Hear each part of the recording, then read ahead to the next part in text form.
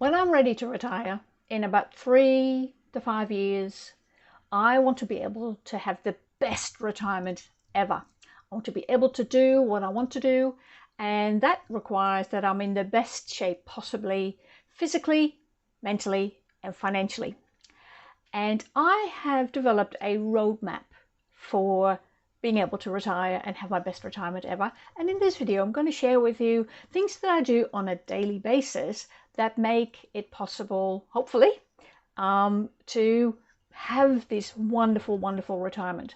A very long retirement, because I want to live well into my 90s independently and being able to get about and still everything happening out there. But what I do today and tomorrow and on a daily basis will really help me get there. So, two things happened in the past few weeks that really made me focus more on this retirement and this roadmap to the best retirement ever. First thing that happened was that YouTube, in all its wisdom, recommended a video in my feed from a TED Talk, and the TED Talk was done by Riley Moynes, and he talks about 4 phases of retirement. And there were some things in there that I had not considered. And so I'll put the link to his TED Talk in the description. And if you are about to retire, or are preparing for retirement, or you've just retired, or maybe you're already retired and would like to kind of look back on where you got to, this is definitely a TED Talk that I recommend you watch. And just to summarize, he talks about the 4 phases of retirement. And the first phase is called the vacation phase. And so that starts when you wake up one morning and that's your first day of proper retirement. And you kind of behave as if you're on holidays. So you sleep in, or you just wake up slowly and you have a cup of coffee, relaxed breakfast. You might catch up with people. You might do some physical activity, but you basically do what you would do if you had a 2 or 3 week holiday from your work. And he says at some point you tip into the second phase, which is the phase of loss. And you've experienced this loss of routine, identity, relationships, purpose, and depending on what you did before you retired, he says also potentially of power.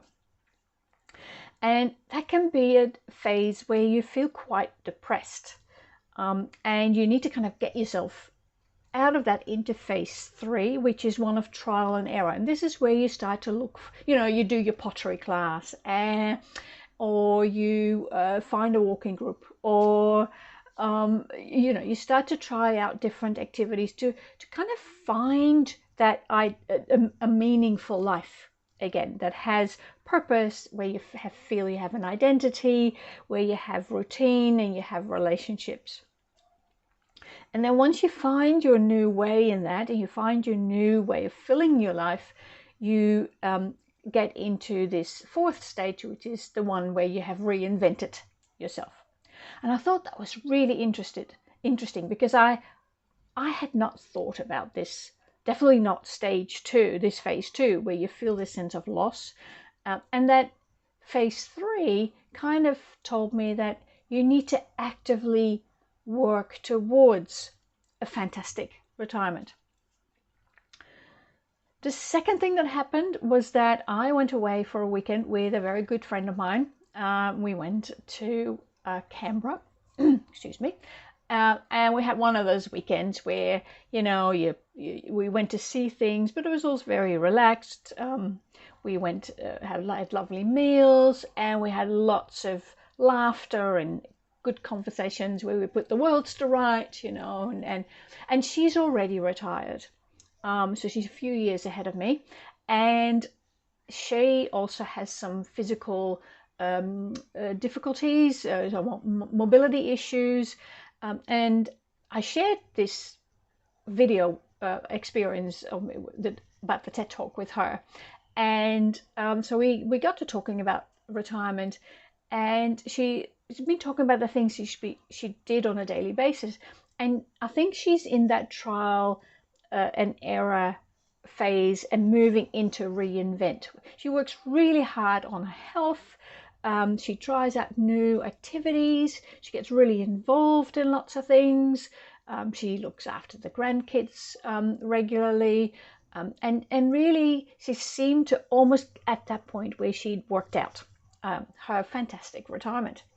And that for me was not only inspiring, but also something that made me feel like I was on the right track, and that I could have that really fantastic retirement. So my roadmap is my mind, body, and wallet roadmap to the best retirement ever. And I want to share with you the things that under those 3 headings that I do on a regular basis. And I'm going to move over a little bit because I'm a trainer, a workplace trainer by heart. So I've created some visuals that I'm going to share with you. But I hope that kind of helps you follow along and get some ideas maybe that help you also create your best retirement ever. So stepping over this way, and this is where we're going to bring this up. So this is my mind, body, and wallet roadmap. And I want to start with the mind part. Now, I'm going to, when I talk about the daily things that I do, I draw very heavily on 2 areas, sets of skills that I have, or sets of expertise. One is I'm a qualified nutritionist, and the other part is I'm a qualified psychologist. So I use what I know in both areas to do a lot of things. And as you listen, if there are things there that you go, oh, it would be great if you did more videos on, for example, healthy eating or healthy aging in general, or some very practical strategies for making changes in your life for the better, let me know. So just put yes please in the comments if you would like me to sort of start sharing my expertise as a nutritionist and a psychologist with you. If I get enough response and interest, then I will start making some other types of videos as well around healthy eating, around physical activity, but also around just changing your life to incorporate that sort of routine. Because to be honest, people often think that these things come easy to me, but I work very hard on everything I do to be, mentally, physically, and financially in the best position. I will not give you financial advice, though. That's not really in my set of skills or expertise enough.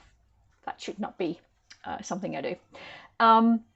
Yes, so if there's anything that you hear about, you go, oh, please give us more expert tips and videos about healthy eating, physical activity, changing your habits, just put yes, please in the comments, and I will start working on those. All right, so my first area of healthy living or things that I do on a daily basis, almost daily basis, is mind.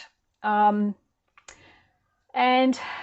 so there's 4 things in here: stress, sleep, connection, and purpose. So what I try to minimize, and really when I think about my retirement, I don't want any unnecessary stress. I accept that there will be stress. I accept that at times I will worry about things, whether things that are under my control or not. And usually stress comes from things that are not under your control. But I have some strategies where I can manage my stress, and a lot has to do with how I talk to myself. And I'm very conscious of the fact that I should listen to my chatter in my head, and also be very cognizant of when things cause me stress and then do some things about it. When we talk about health and the physical stuff, the body stuff, there's some strategies in there that I do around stress. as well. So I really try to be aware of what causes me stress, and then when I experience it, do things. And one of the key strategies is probably for me to identify what is one little thing I can do right now that will reduce the stress a little bit. And that can be all sorts of things. It can be just to get some distraction, or it can be to, if there's something in particular causing me stress, maybe money, then do something that will relieves or alleviates that stress.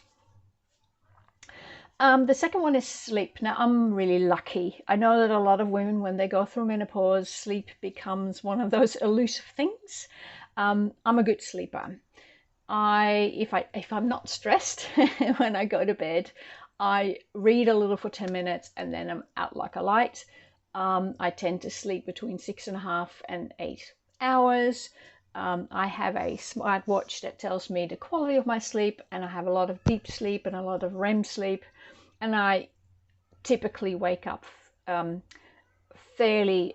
just at the same, well, I wake up at the same time every morning.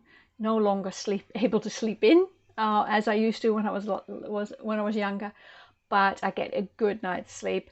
And I think some of that has to do with being able to manage my stress, but also I have some routines around making sure that that I sleep well. So, but I keep tracking that, and I make sure that I don't do anything like I don't have my phone next to my bed, for example. I don't look at my phone at least an hour before I go to bed. I have a fixed routine. I have, that sort of my bedtime routine. I have, I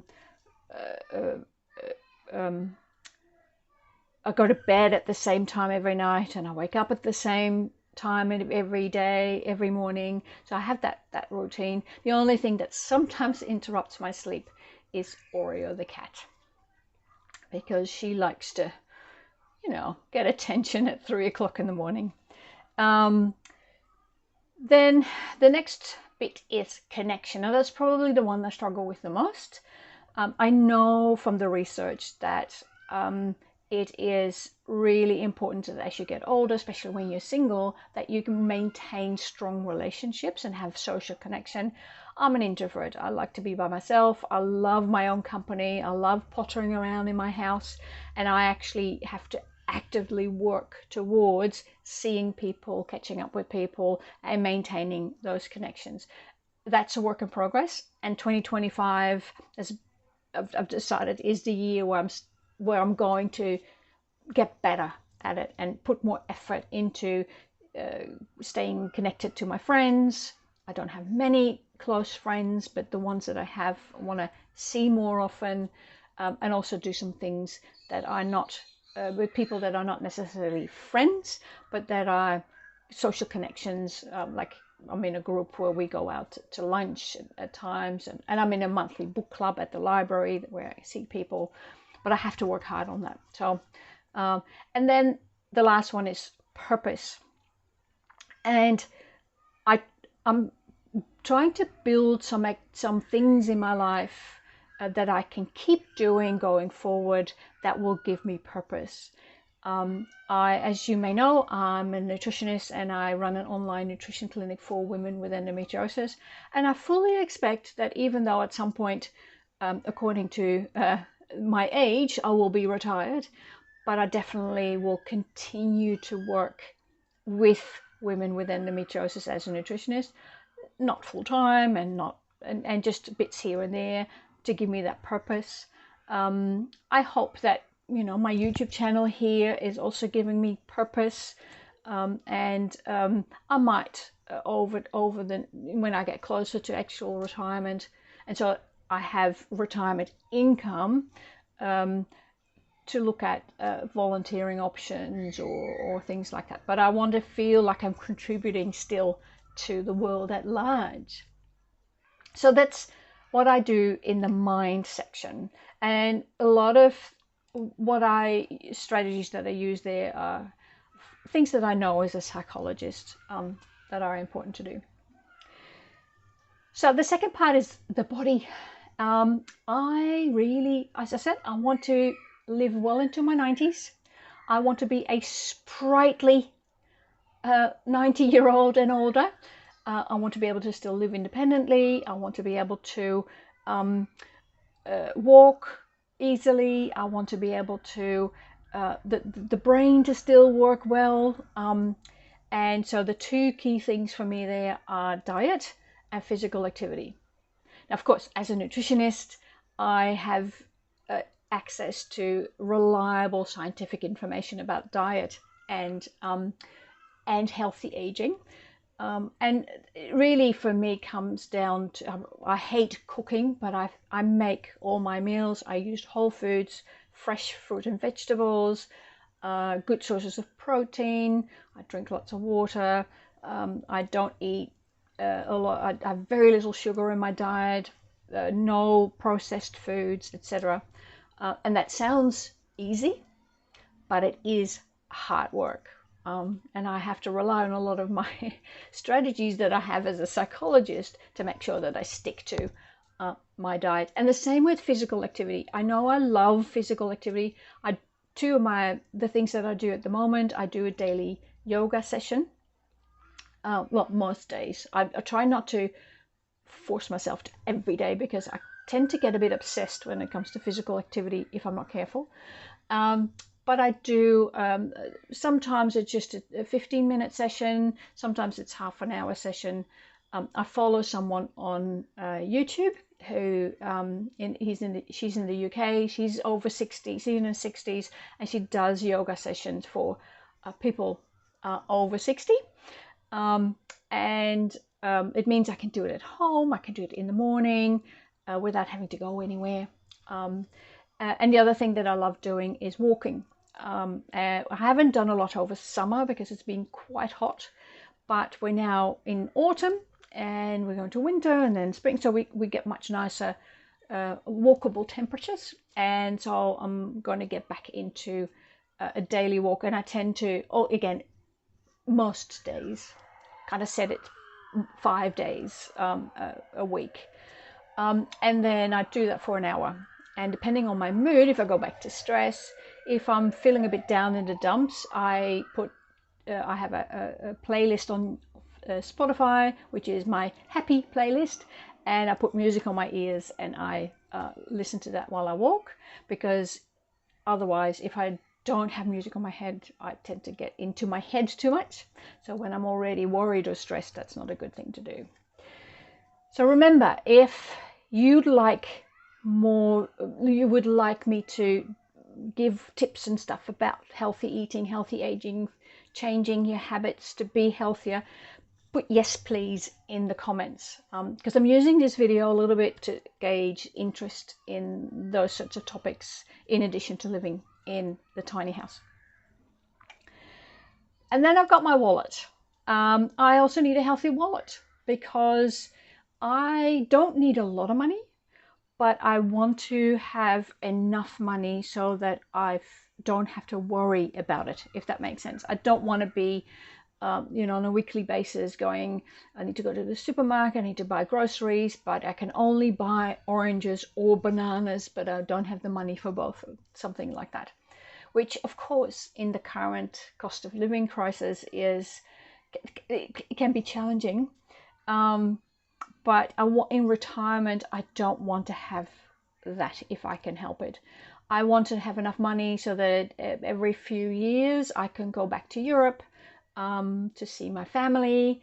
And it doesn't have to be every year, but every now and then. I don't want to go on cruises and big trips, but I want to be able to travel and go on holidays within Australia, maybe go to New Zealand, do shorter and not so expensive trips, and not necessarily every year, but I want to have that little bit of spending money. So that's the aim for the wallet. And what I do at the moment to get there is that the